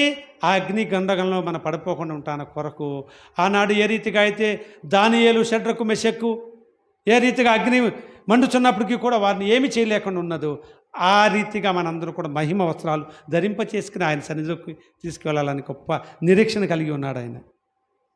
దాని కొరకు మనం ప్రయాసపడదాం. ఆయన సన్నిధిని విడిచిపెట్టిన వారిగా, మనకు లోకాశలను విడిచిపెట్టి ఆయన వైపు తిరగటానికి కొరకు ఖచ్చితంగా ఈ పండుగలు మనం ఆచరించే వారిగా ఉండాలని దేవుడు వాక్యం ద్వారా సెలవిస్తున్నాడు. అటువంటి పరిశుద్ధ ఆత్మతో కూడిన ఈ యొక్క పండుగలు పరిశుద్ధ లేఖనాల ద్వారా, ప్రవచనాల ద్వారా క్రీస్తు వారి గురించి మనం తెలియపరిచిన దాన్ని, ఆ క్రీస్తుని మనం అంగీకరించే వారిగాను, క్రీస్తు రాకడకు ఒకవేళ ఆలస్యమైతే మనందరం కూడా ఆయన యొక్క మహిమ వస్త్రాలతో ధరించుకుంటా సిద్ధపాటు కలిగిన వారిగా ఉంటాను కొరకు మనందరం ఆయత్తపడి ఉండేవారిగా ఉండాలని కోరుకుంటూ, ఆయన నిజంగా ఆయన రాకడ ఆలస్యం అయితే మరొకసారి మనం ఇంకా కొన్ని విషయాలు మనం తెలుసుకుంటానికి పరిశుద్ధ గ్రంథం, లేఖనాలు, ప్రవచనాల ద్వారా కలిగిన ఎన్నో మర్మమైన విషయాలు ఉన్నాయి. అనేక మంది భక్తుల ద్వారా మీకు తెలియపరుస్తూ ఉంటారు. కుమారి గారు తెలిసినంత వరకు చాలామంది పిలిచి సువార్తికుల ద్వారా ఎన్నో వాక్యాలు మీకు మర్మయుతమైన మాటలు తెలియపరుస్తూనే ఉంటారు. కాబట్టి వాటిని అంగీకరించి నిజంగా మరి ఈ సమయంలోనే వచ్చినట్లయితే మన హృదయాలు ఆత్మీయ సిద్ధపాటు ఉండాలని గొప్ప నిరీక్షణతో మనం ఉండాలి. అదే మనకు కావాల్సింది. కాబట్టి కొద్ది మాటలు దేవుని తన వీటికిలో నునుగాక. మీ అందరూ కూడా అవకాశం ఇచ్చిన వారి ఇరువురకు, మీ సంఘం అంతటికి కూడా నా యొక్క ప్రత్యేక వందనాలు పెరుగుపరచుకుంటూ ముగిస్తున్నాను. చిన్న ప్రార్థన చేస్తాను. సర్వశక్తియు మికిరి కనికరము గల మా యొక్క ప్రియ పరలోకపు తండ్రి, మీ యొక్క ఘనమైన పరిశుద్ధమైన నామకు లెక్కలేని స్తుతులు స్తోత్రం చెల్లిస్తున్నాము. మా గొప్ప దేవా, మీ యొక్క అత్యంత కృపను బట్టి గడిచిన దినాలలో ఈ పండుగ ఆరాధన, ముఖ్యంగా నాయన 7వ మాసపు ఉత్సవ కాలమైన మొదటి దినం నుంచి ఈ యొక్క దినం వరకు కూడా మీ కృపచేత మమ్మల్ని అందరినీ కూడా ఈ యొక్క 20వ దినము 7 ఉత్సవ కాలంలో మీ సన్నిధిలో మేమందరం కూడా పరిశుద్ధులుగా గడపడానికి కొరకు మీరందరూ మాకు ఇచ్చిన గొప్ప భాగ్యాన్ని బట్టి లెక్కలేని స్తుతులు స్తోత్రం చెల్లిస్తున్నాం నాయన. ఈ యొక్క పర్ణశాల పండుగలో మీ సన్నిధిలో మేమందరం కూడా మిమ్మల్ని స్తుతించడానికి కొరకు నాయన, ఈ యొక్క జీలుగుమల్లి నాయన, ఈ యొక్క అసురాపేట, భద్రాద్రి కొత్తగూడెం జిల్లా కొరసగూడెం గ్రామంలో మేమందరం కూడా మీ సన్నిధిలో ఇప్పటి వరకు మిమ్మల్ని స్తుతించడానికి కొరకు, ఆయా ప్రాంతాల నుంచి వచ్చిన బిడ్డలందరూ కూడా మీ సన్నిధిలో మిమ్మల్ని స్తుతించడానికి కొరకు, ఈ పర్ణశాల పండుగ 5వ దినంలో మేమందరం కూడా మీ సన్నిధిలో మిమ్మల్ని స్తుతించడానికి కొరకు మాకు ఇచ్చిన గొప్ప కృపను బట్టి లెక్కలేని స్తుతులు స్తోత్రం చెల్లిస్తున్నాం నాయన. ఈ యొక్క 7 దినాలు పర్ణశాల మీరు సిద్ధపాటు చేసుకొని, అంటే పర్ణశాల యొక్క గొప్ప ఉద్దేశమని మీరు తెలియపరుస్తున్నారు నాయన. ఈ లోకాశలను, లోకేశలను మనం విడిచిపెట్టి మీ సన్నిధిలోకి మేమందరం వచ్చి మిమ్మల్ని స్తుతించాలని, దాని ద్వారా మా యొక్క హృదయాల్ని మీ వైపు తిప్పుకోవాలని, ఆయత్తపడి ఉండాలని మీరు మర్మయుతముగా తెలియపరిచిన విధానం బట్టి కూడా మీకు స్తోత్రాలు చెల్లిస్తున్నాం నాయన. మీ ప్రియకుమారుని మేము కలిగి ఉన్నట్లయితే మీ ప్రియకుమారుడు మా ఎడల కలిగిన చిత్తాన్ని మేము నెరవేర్చడానికి కొరకు మేమందరూ కూడా ఆయత్తపడేవారిగా సిద్ధపడేవారిగా ఉంటాను కూడా మీ సన్నితోడుగా ఉంచండి. మరి ముఖ్యంగా మీ దాసురాళ్ళు నాయన కుమారి గారు అలాగే సరోజ గారు వారు చేస్తున్న సువార్తల పరివారంలో వారిని బలవంతులుగా స్థిరవంతులుగా బలవంతులు బలాన్ని శక్తిని ఆరోగ్యాన్ని అన్నీ ఇచ్చి నడిపించండి నాయన. అన్ని విషయాల్లో వారికి తోడుగా ఉంచి నడిపించండి. వారు అనుకున్న ప్రతి విధమైన కార్యాలని మీ సన్నిధి తోడుగా ఉంచి నడిపించండి. మీ జ్ఞానాన్ని వారికి ఇచ్చి నడిపించండి. వారు చేస్తున్న ఇక కూడికలను బట్టి కానివ్వండి, ఈ యొక్క సువార్త పరిచర్య భారాన్ని బట్టి కానివ్వండి, ఇక మందిరంలో వారు ప్రకటించిన సువార్తను బట్టి కానివ్వండి 600లుగా 100లుగా ఫలింపచేసి వారి సువార్త విని అనేక మందికి రక్షణ కలిగించే భాగ్యాన్ని అనుగ్రహించమని, ఇక్కడ చేరి ఉన్న ప్రతి బిడ్డను వారి హృదయాల్లో మీకేముందో సమస్తం ఎరిగిన దేవా, మీ సన్నిధిలో మోకరించి ప్రార్థించుకొని వాటిని పొందుకోగలిగిన హృదయాల్ని మా అందరికీ అనుగ్రహించమని, మీ కృపను వారి తోడుగా ఉంచి నడిపించమని, ఎవరెవరైనా ఒకళ్ళ శారీరక సంబంధమైన అస్వస్థతతో బాధపడుతున్నట్లయితే, సాతాను సంబంధమైన శోధనలతో వేధించబడినట్లయినా, కుటుంబ భారంతో ఉన్నట్లయినా, ఆర్థికపరమైన భారంతో ఉన్నట్లయితే, ఉద్యోగ సంబంధమైన ఇబ్బందులతో ఉన్నట్లయినా వారందరినీ కూడా మీ కృపను తోడుగా ఉంచి మీ జ్ఞానాన్ని ఇచ్చి నడిపించండి. మీ యొక్క పరిశుద్ధాత్మను వారికి ఇచ్చి నడిపించి అన్ని విధమైన సాతాను సంబంధమైన బంధకాల నుంచి అనారోగ్యాల నుంచి తొలగించి సంపూర్ణ స్వస్థత అనుగ్రహించి నడిపించమని, మీ కృపలో వారిని పెంచి కాపాడమని, సంఘం అంతటినీ కూడా మరొకసారి మీ సన్నిధిలో జ్ఞాపకం చేసుకోమని, ఇక్కడ చేరిన ప్రతి బిడ్డను మీ కృపను తోడుగా ఉంచి నడిపించమని, అల్పుడనే నేను కొద్దిసేపు నీ వాక్యాన్ని ధ్యానించి ఉండగా అది నిరంతరం ఫలింప చేయమని, ప్రతి ఒక్కరికి మీ కృపను మందుగా నిండుగా అనుగ్రహించమని మా ప్రభువును రక్షకునైన యేషువ మెస్సీయ నామమున మిమ్మల్ని వేడుకొనుచున్నాము తండ్రి. ఆమేన్. అందరికీ వందనాలమ్మ.